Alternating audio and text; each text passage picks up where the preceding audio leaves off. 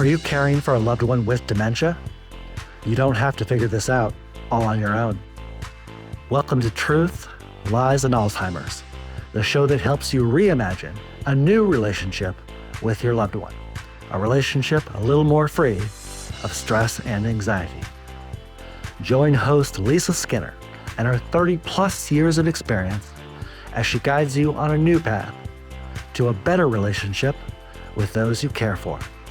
Here's Lisa. Hey, everybody. Welcome back to another brand new episode of the Truth, Lies, and Alzheimer's Show. And I'm your host, Lisa Skinner. I'm going to ask you a thought-provoking question. Do any of you ever think about how much the stress in our lives actually impact our health and well-being? Because most of us live day in and day out in a really crazy, fast-moving, fast-paced world. And it's stressful for all of us. So today, I want to discuss that topic and how it affects each and every one of us, often without our conscious awareness of how much stress we're actually absorbing. It's been dubbed the silent predator. And we know, well, some of us do, that stress can wreak havoc on not only our bodies and minds, but to a plethora of other health issues. So, understanding the mechanisms of stress, its impact, and how we can combat it is crucial for our well being. The first thing, we need to understand what stress is. And so the definition is that it's a natural response to perceived threats or challenges, often referred to as the fight or flight response. That's one of our very basic human instincts. It triggers a cascade of psychological and physiological changes designed to help us respond to danger. There are several types of stress. There's acute stress, which is short term stress that can be beneficial, helping us to respond to immediate challenges. And then, of course, there's the chronic stress, which is ongoing, that can lead to serious health problems if not managed properly. There are things that we call stress triggers. And some examples are it could be external, like facing work deadlines, financial issues, internal triggers like self doubt and anxiety. Each individual reacts differently to stress, influenced by our personalities, past experiences, and the coping mechanisms that we've developed. So let's talk a little bit about the physiological impact of stress. When we encounter a stressor, our bodies release hormones like adrenaline and cortisol. This response prepares us for immediate action, but it increases our heart rate, our blood pressure can rise, and energy levels spike. While this reaction is useful in short bursts, prolonged exposure to stress hormones actually can be detrimental to us. It has an impact on our body. It impacts our cardiovascular system. Chronic stress can lead to hypertension, heart attacks, and strokes due to continuous elevated heart rate and blood pressure. It affects our immune system because long-term stress suppresses immune function, making us more susceptible to infections and illnesses. It affects our digestive system. It can lead to gastrointestinal issues, including irritable bowel syndrome, ulcers, and increased acid production. It impacts our musculoskeletal system, where muscle tension from stress can lead to chronic pain conditions such as tension headaches and back pain. And then it also can impact our endocrine system, where chronic stress can disrupt hormonal balance, leading to issues like diabetes or thyroid problems. And of course, there's stress just in aging. Now, research indicates that chronic stress accelerates the aging process by shortening what's called telomeres, which are protective caps that are on our chromosomes. This cellular aging can lead to increased susceptibility to age-related diseases. Then we'll move on to the psychological impact of stress. There's mental health disorders, and there's a link that between chronic stress and mental health conditions, including anxiety disorders, because persistent stress can lead to heightened anxiety and panic attacks. There's depression. Stressful life events often trigger depressive episodes, leading to a vicious cycle of stress and mood disorders. And post-traumatic stress disorder, also known as PTSD, where traumatic stress can lead to lasting psychological effects that require professional intervention. It can impact our cognitive function because stress can impair cognitive functions such as our memory, our attention span, and decision-making capabilities. Chronic stress can lead to a decrease in brain volume in areas responsible for memory and emotional regulation, such as the hippocampus. It can have a lasting impact on our relationships. It can strain personal and professional relationships, leading to communication breakdowns and conflicts. This social isolation can further exacerbate stress, creating a harmful cycle. So we have to ask ourselves, why is stress often ignored? Well, there's a couple different theories because of cultural perceptions. Did you know that in many cultures, stress is normalized or even glorified as a sign of hard work and dedication? But this can lead to a reluctance to acknowledge stress as a serious health concern. It could also be due to lack of awareness. Many people are unaware of the signs of chronic stress or fail to recognize its impact on their lives. They may attribute physical symptoms to other causes, delaying necessary interventions. And then, unfortunately, there are stigmas surrounding mental health. The stigma associated with mental health issues can prevent individuals from seeking help for stress-related problems. And this leads to a cycle of avoidance and worsening symptoms. So, what are some of the coping strategies and solutions for day-to-day stress? Well, we can think about making some lifestyle changes and getting physical activity. Regular exercise is one of the most effective stress relievers because it releases endorphins that improve our moods and reduce anxiety. Eating a healthier diet.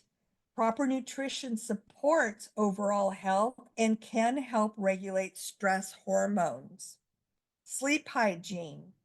Prioritizing sleep is crucial for recovery and stress management. So they recommend that we aim for 7 to 9 hours of sleep each night.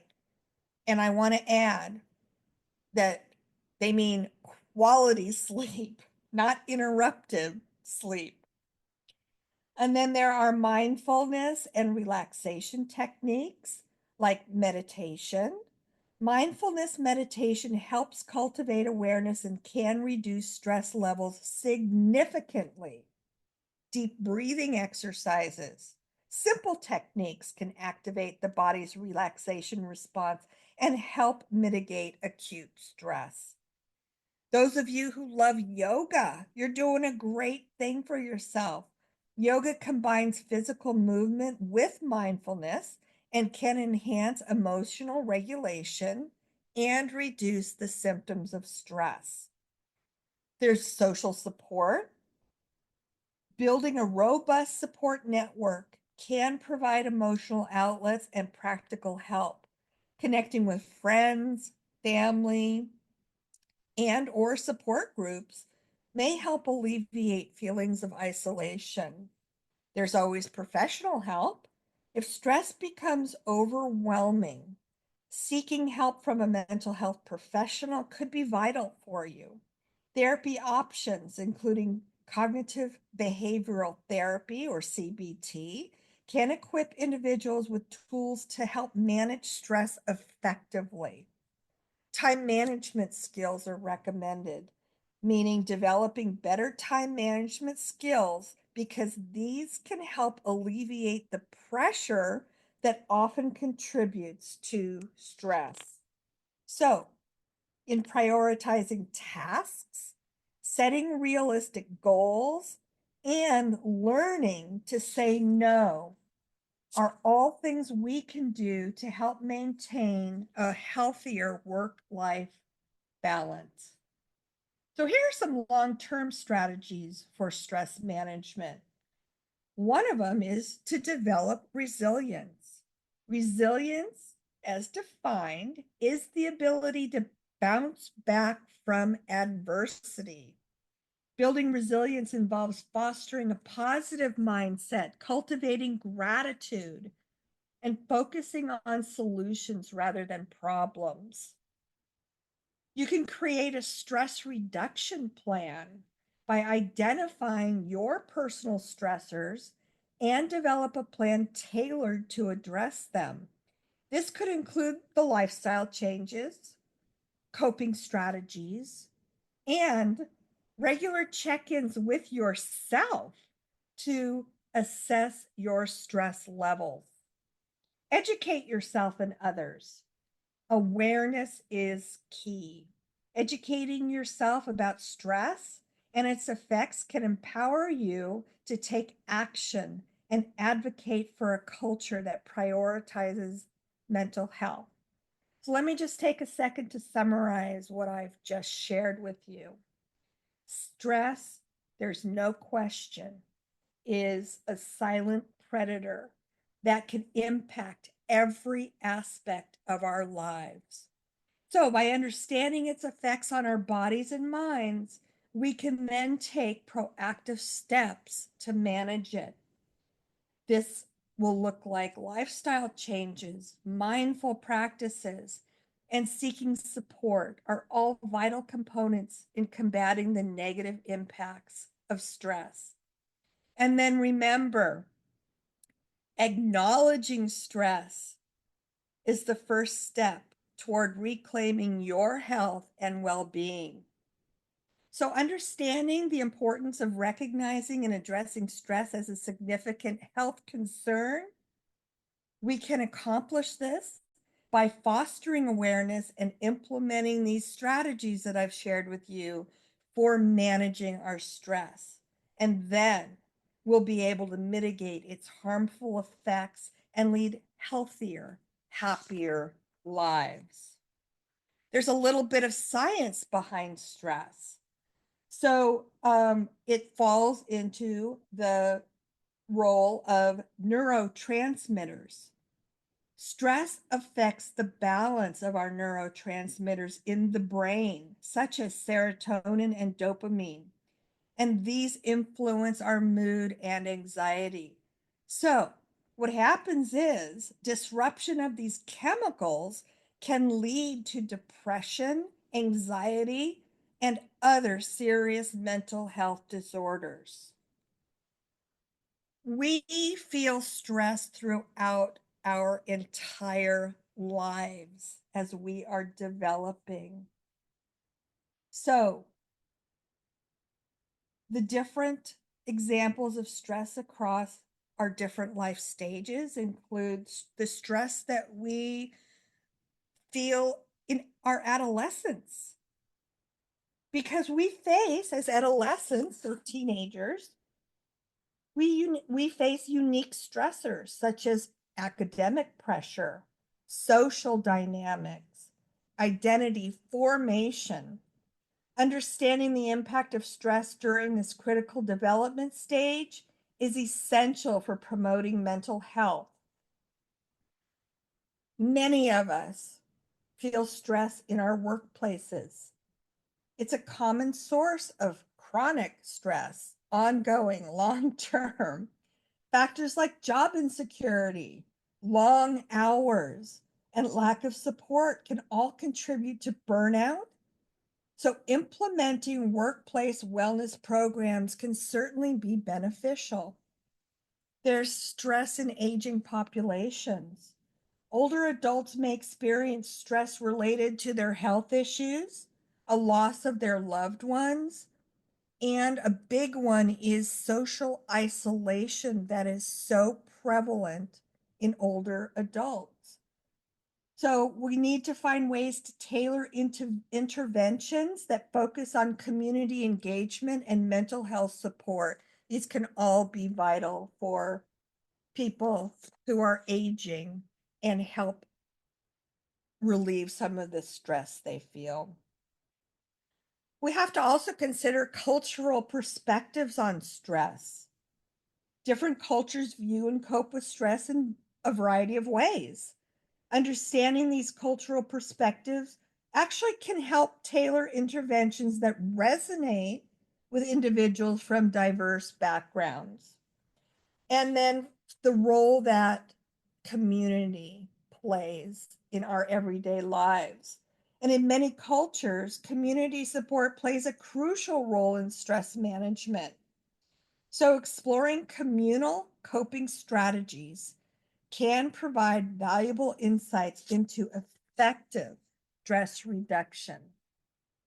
So, because this is the Truth, Lies, and Alzheimer's show, I am going to wrap this up by drawing parallels between stress and Alzheimer's disease.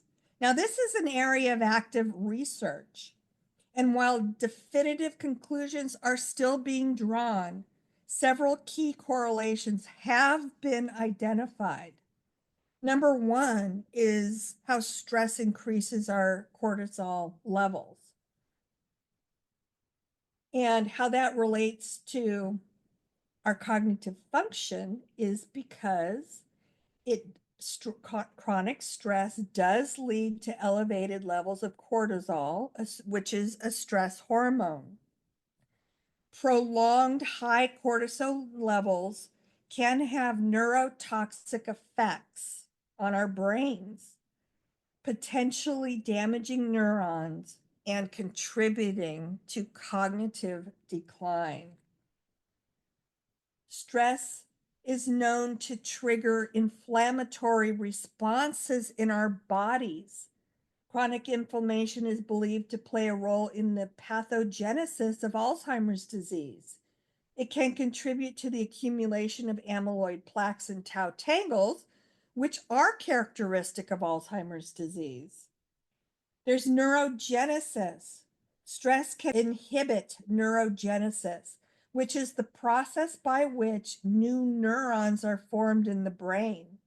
This is particularly relevant in the hippocampus, an area critical for memory and learning, which, as we know, is most often, affected in Alzheimer's patients. That's typically where it starts in our brains. Cognitive function. High levels of stress can impair cognitive functions like memory and attention, which are early signs of Alzheimer's disease. This can create a feedback loop where cognitive decline increases stress levels, further exacerbating the issue. There are the genetic factors that we have to take into consideration. Some individuals may have genetic predispositions that make them more susceptible to the effects of stress on brain health. For example, the APOE4 gene or allele that's known as a risk factor for Alzheimer's disease may interact with stress in complex ways. And this is the genetic factor of increasing our risk of developing Alzheimer's disease. We can inherit an APOE4 gene from both our parents, either one, the other, or both. If you have one, you're at an increased risk for developing Alzheimer's disease. If you inherited both from both parents and you carry two APOE4 genes, that increases your risk of developing Alzheimer's disease even more. Lifestyle and resilience plays a huge role in the correlation between stress factors and an increased risk of developing Alzheimer's disease. Chronic stress can lead to lifestyle choices that increase Alzheimer's risk, such as poor diet, lack of exercise, and social isolation. But conversely, individuals with strong social support and coping mechanisms may actually be much more resilient to stress and its potential cognitive impacts. And again, just to emphasize, while these correlations do suggest a complex relationship between stress and Alzheimer's disease, there is more research that is needed to fully understand the mechanisms involved and how interventions might mitigate your risk. And that will conclude today's episode of the Truth, Lies, and Alzheimer's Show. I'm Lisa Skinner, your host. I hope you found the content in today's episode interesting, intriguing, and of course, valuable, because that's what I want to bring to you every single week. I certainly did, and I'm going to really pay closer attention to how much stress I absorb in my day-to-day life, and I think that that's something that we all need to do. So until next week, when I bring you another new episode of The Truth, Lies, and Alzheimer's, I hope all of you have a great, happy, and healthy rest of this week. And I'll look forward to having you all back next week. Take care. Bye-bye. Thank you for listening to Truth, Lies, and Alzheimer's. We hope you found something in today's episode that helps. We understand that caring for a loved one with dementia can be the challenge of a lifetime, but you don't have to do it alone. If you're ready for exclusive access to even more great content and resources, head on over to Facebook and join Lisa's Minding Dementia Support Group. We're a community of like-minded caregivers, and we're here to help.